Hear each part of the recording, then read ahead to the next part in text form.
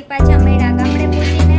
તો ચાલો ત્યાં સુધીની દશામાનું વ્રત ઉજવું અને નણંદબાને વીરપસ્તીના વ્રત ઉજવવું.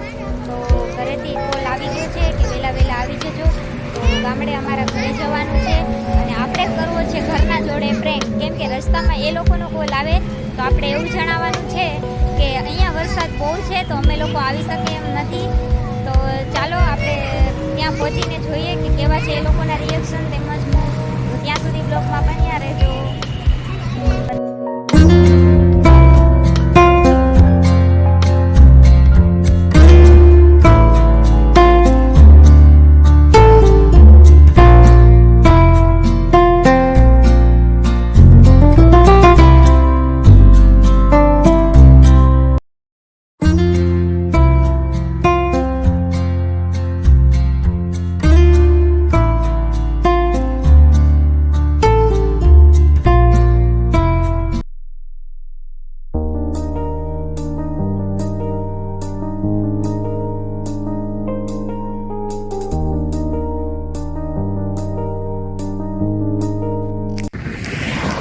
ફાઇનલી મેં જેમ કીધું હતું એમ અમે હવે ગામડે પહોંચવા આવ્યા છીએ અને સાસુમાનો કોલ આવી ગયો. ક્યાં પહોંચ્યા તો આપણે કરીએ છીએ એમની જોડે ફ્રેન્ક. મેં એમ કીધું છે કે અમે લોકો નથી આવતા.